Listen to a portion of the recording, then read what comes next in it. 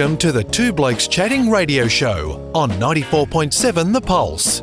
Music, interviews, news, and, well, Two Blokes Chatting. Now, here are the two blokes. Well, if you had have asked me 10 years ago what my favourite product coming out of Bundaberg would have been, it would have been a brown-coloured fluid that tastes good with various mixes called a Bundy Rum. Well, I've got a new favourite product of Bundaberg who is a person, and she came down to Brisbane when she was 18 as a soccer player and thought she'd have a crack at footy. Now she's the reigning AFLW Premiership captain for my mob, the Mighty Lions. Emma Zielke, welcome to the Two Blokes Chatting radio show. Thanks for having me. Absolutely love that intro. I've heard that one before. Happy with that? I think we've recorded that, so I'll get it up to you at some point. That'd be good. Yeah, that's great. Oh, dear, Emma, thank you so much. Oh, sorry, you go, Neil. She's a Brisbane girl. No, you go. No, seriously. No, I was just going to say... No, Well, go, Neil. No, okay, I'll go.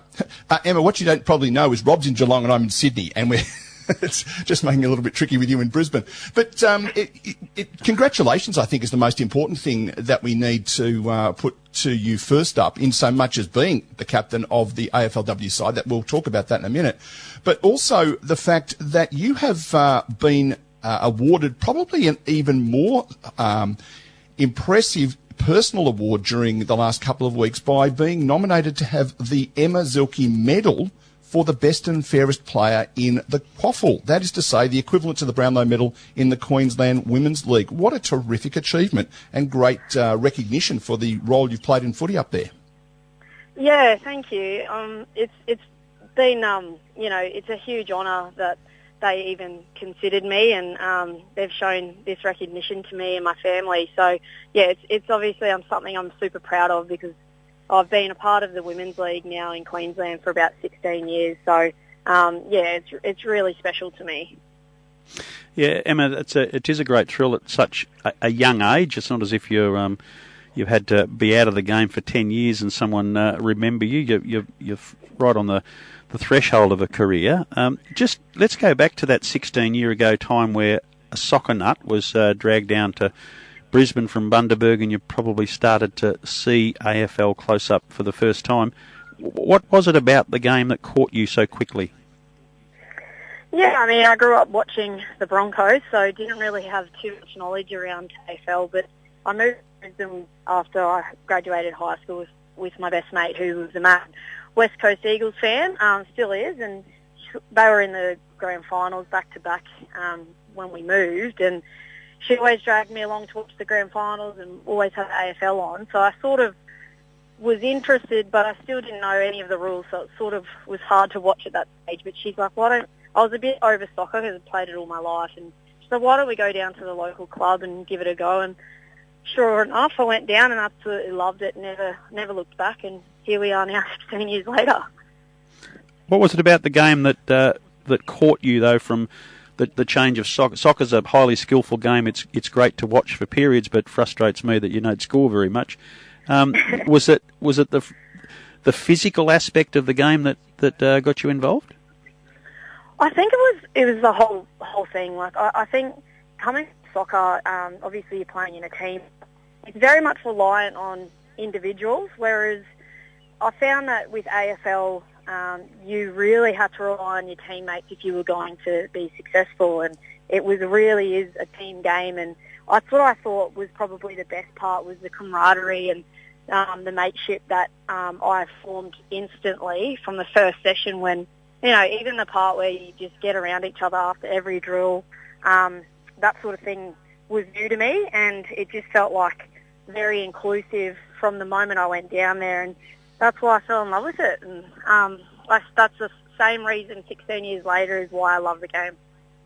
Do you like the physical side of it, though? I know some other code hoppers I've spoken to, particularly netballers and athletes that don't have a physical component to their game, only the individual stuff, but to get in and crash and bash and tackle and bump, do you enjoy that part of the game? Yeah, absolutely. I mean, coming from soccer, where you sort of can't really even bump someone even by accident without getting a free kick, that was definitely the tackling Like, I just absolutely loved it. And I've found that a lot of our soccer girls that come across, they really love that part about it as well, not so much anything else, but the tackling and the physicality is what is most enjoyable. I think, Emma, also, just looking at how it started, you were at Morningside, which reminds me of a Neil Diamond song for some reason. I'm not exactly sure why. The club folded and you went down to Coorparoo and said, hey, listen, how about we start a club here? And you were the club's inaugural captain. A reasonably dramatic kick, as I understand it, in the grand final to win it after the siren. But, you have literally been there since the start of what has effectively become the elite local state league in Queensland. It must be so much different now when you walk down the street and say, I play Australian rules football, than what it was when you started at Coorparoo. Oh, 100%. It's gone from strength to strength. Every year it gets better. And from when I first started, 2006 or 2007, the competition's professionalism, the resources they've put into it. Obviously, we've got sponsors of the league now, which are fantastic. It's a great investment for female footy, and especially here in Queensland when it's obviously not your main sport. But the league is now, I think, one of the best in Australia, and we're very competitive. You watch the difference of the games compared to, your Victorias, your Sample, AFLW, and you can see, obviously, winning the Premiership. It's not just from one year. The hard work that you put in, and the drafting that goes into place, especially, when the Suns came in. Lost a lot of talent, but there's still plenty of talent here in Queensland.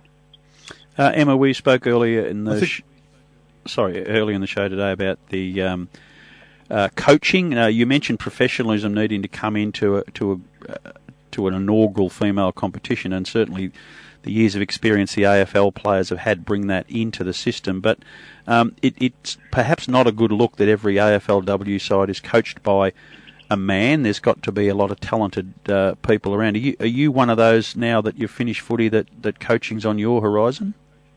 Yeah, definitely. That's one of my aspirations, is to be coaching women's AFL. I'll probably do that at some capacity in the next coming season in our local league, and eventually I would love to be a part of an AFLW club if I can work. Whilst I've been playing, I've done plenty of courses to really set myself up to learn more about the game that I wouldn't might not have whilst I was playing. And now I have all of the courses and the paperwork done. I just need to get out there and physically start coaching to gain that experience that I need. I think the other thing too that obviously I've been watching the Brisbane Lions a little closer than Rob has over the journey. I think the thing that I think is an interesting contrast. We live in the city of Geelong. I'm normally living in Geelong, and when the Cats got their AFLW side up and about after a couple of seasons in the VFLW, they were taking on a tradition in this town of 120 years of men's football at the highest level. In Queensland, it hasn't been that, and I suspect that's starting to reflect in the numbers that women playing Aussie rules and men playing Aussie rules is a little bit more acceptable, if you like, because it hasn't got that hundreds of years of tradition. And I'm seeing a statistic during the week of 42% of participants in the game of Australian rules in Queensland are females, which must be both encouraging, but also, I suspect, a testament to the work that you guys are doing, as with the Suns down the road, in terms of showing the elite path. Yeah, it's an amazing figure, isn't it? And you often get the critics online saying women don't make any money for the AFL. What's the point? Well, look at all of these registrations that get signed up to the footy clubs. That is money right there, and it's not about money at all. But that's some of the things that frustrate me when you do see we don't make absolutely anything for the league. But the number that is increasing in Queensland is amazing. If we didn't have the AFL Women's League in place in 2017, I don't know if that number would be what it is today. We've got a pathway here in Queensland for every single age group now, which is absolutely fantastic. And we're just seeing numbers flock to clubs every single year. And the best thing is that, the clubs are taking it serious. They're putting on resources to really help those women's programs grow. And, I couldn't imagine that happening, 15 years ago when I first started. And we didn't have, the reason why we folded at Morningside was we didn't have enough interest to get the girls down to the club. And we had to fold. So times have changed now where we're making divisions because we're getting numbers, and it's really growing rapidly here, and it's so good to see. Emma, on a different tack about a positive rather than just the financial aspect, and I hope it's not putting you in the spot here, but one thing I've been really excited about the change is in a time where we're having a lot of discussion, social discussion about gender equality, women's rights, and perhaps some pretty ordinary treatment of women in some sections of society. Have you noticed in your time involved at football at the highest level that some of that gap's being closed rapidly because you are playing what has traditionally been a men's sport? Yeah, the gap is closing, definitely. We're actually getting huge organisations invest in us and our programs because they can see what the product is doing in grassroots, and they can see that all of these girls now want to be an AFLW player because we're putting on a product now that's only going to keep getting better. From 2017 to this year, you just look at the games and the improvement is 100% increase from that.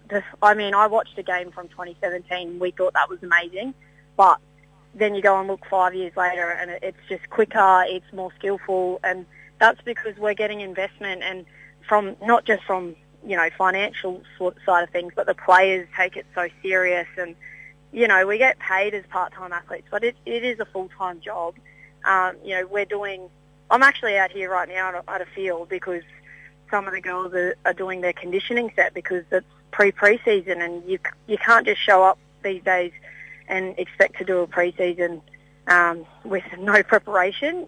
It's full time, around the clock. We go back to our local league, but yeah, we only get paid the 6 months of the year. So it's only going to get bigger. It's only going to get more hours at the footy club, paid hours, and the product's going to get better. And hopefully, in your case, more respect for you as athletes, which is probably what I was alluding to. Yeah, like I said, the product's getting better. When the product is, I hate that we get compared to the men because we don't get paid like the men. We don't get the hours at the club like the men. We don't get physio treatment. We don't get it around the clock. So I can't see the comparison. We always will. But yeah, the better our product is, the more respect we'll gain, I suppose.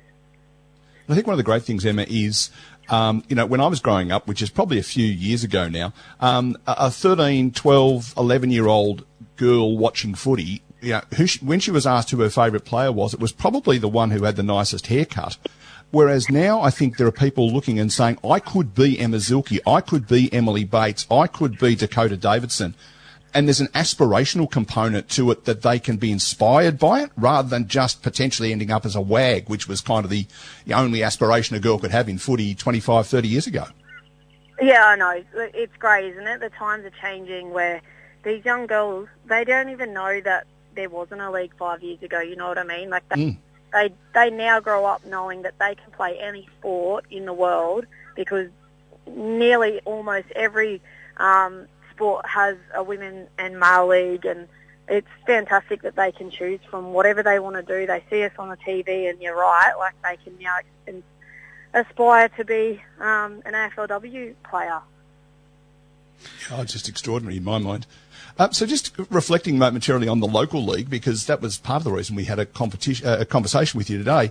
I'm fascinated when you look at the VFLW, which is the one that we see the most, obviously down in Victoria. You play for the Geelong VFLW side, you play for the Geelong AFLW side, but when you guys are playing in the Queensland League, you're up hammer and tong against your Lions teammates when you're playing in the Quaffle League. Is that bizarre? It was to start with. The first year we went back, it was a little bit bizarre, but it was actually the most enjoyable games because, there was plenty of chat and plenty of banter being thrown around. And because we're all so competitive, it's bragging rights as to whose team beat each other. And we sort of love, you build the love for your club that you're at. And, even during our season, Craig might mention who won the Quaffle BNF or who won the Quaffle flag. And there's a bit of rivalry going around in the room. It's nice, but it is completely different to what the Victorians would probably face. Well, the good news is that Craig won't be talking about who won the Quaffle medal anymore. He'll be now talking about who won the Emma Zielke award. Yeah, exactly. Now he already messaged me and he said, I really hope a Lion wins it this season. So we'll wait and see in a couple of months as to who gets presented it the first time. And you've won it a couple of times yourself. Do they give you an Emma Zielke medal in retrospect with your own name on it? Is that going to happen? I'm not sure, to be honest. That could be weird. You have to ask them because I've already had a few of the girls that have won it ask if that exact question. But I've seen a few comments to say, like, who will be the first ever Emma Zielke medalist. So I'm assuming it's going to start from this year. But it would be quite strange to have it my own medal. I jokingly said next year I might pull on the boots and play every game and see if I can win my own medal. But I can't. Well, there's another aspiration for you. Yeah. I'll have to be very nice to the umpires. That's it. I'm sure you are. Just for those who haven't seen you play, how would you describe yourself? And I don't like doing this, but it's a simple way for we males who follow the male game. Which current AFL player do you think you're most like? Oh, I would say probably ex-player would be Hodgie. I do a lot of pointing and a lot of bossing around, especially in the back line.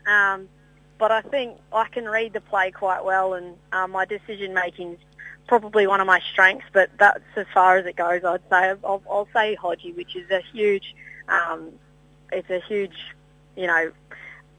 boast on my part, but I'm nowhere near his level, but that's what I'd say. Craig always used. I'm just so incredibly disappointed you didn't come back and say to him something like, Chloe Malloy, or, someone that he would recognise as a Victorian AFLW player. Yeah. Just on that, I know the girls at Geelong VFL and AFLW sides are thrilled to bits that they do actually get to use the same gym and physios and stuff at Cardinia Park that the AFL players do, and they're pretty in awe of it and have developed some really great relationships. Do you have that same connection to the Brisbane Lions AFL team? Yeah, we do. I mean, it's been a little bit difficult over the last couple of seasons just due to the COVID protocols. Very strict, obviously. We can't rub shoulders with them like we used to down in the Gabba gym and out on the track because obviously they're in a bit of a bubble, and that's been the case the last 2 years. But the last couple of weeks of our season where we're in the finals, we were getting and video calls, leadership groups, and which was fantastic, and you really do feel like it's a one club environment. And we'd be the same as their games when they end up getting a game at the Gabba, but obviously that keeps getting moved around as the country goes in and out of lockdown. But yeah, it's a really good environment, and once that Springfield stadium gets up and built, which is it's currently getting built, we're all going to be there. It's going to be our main training facility, obviously, and we'll be able to rub shoulders a bit more with the boys and integrate because the facility is going to be fantastic. I think that one of the great days of the club had earlier this year, in the calendar year, was the day that the AFLW side played before the AFL side, which meant that you guys got the extra crowd that you might otherwise not have drawn and got to play on the Gabba. That must have been an awesome experience. Yeah, it was fantastic. It was a long time coming, to be honest. We had one fixtured the year before, but obviously COVID interrupted that. And, it was a fantastic day for the club. It was the environment was amazing. The fans have been calling out for that game for so long now, and even backdating from the 2017 grand final, that's where we wanted to have it. But getting getting to run out there, you know, with the whole fireworks, everything that they put on, a great show. The club really got around us, and then we got to sort of stay around and watch the boys have a win. And it was a fantastic day for the club. We really, really loved it. And then obviously we got to go back there again a couple of weeks later as a standalone, and the fans came out and supported us there, even, you know, without the men having to play afterwards.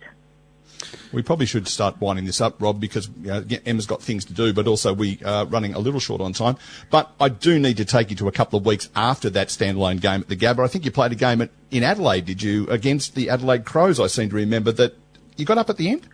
Must have been a reasonable day out. Yeah, it's a pretty memorable day. I will never forget the 17th of April, I'll tell you that. Fantastic game, and from start to the finish, you could just tell that the girls were on, and the pressure that we piled on for them throughout 4 quarters. This is one of the best days of our whole existence. You know, our numbers that we looked at after the game, once you review it, it was all in the bright green, which is something we haven't done before. So absolute credit to our girls' mindset, just going in there as the absolute underdogs. All the pressure was on them, and for us to perform was, a very, very memorable day. Well, I would suggest to you that a lot of that happens only because of good leadership, and as captain of the team, I hope you're very proud of what you've achieved, and you conduct yourself extremely well in this format, and I hope Neil might keep your phone number for future reference, because I've been delighted to hear your views on the game this morning, and hopefully we'll get a chance to chat. But in the short term, best wishes on your pathway to coaching. Thank you, guys. Thanks so much for having me.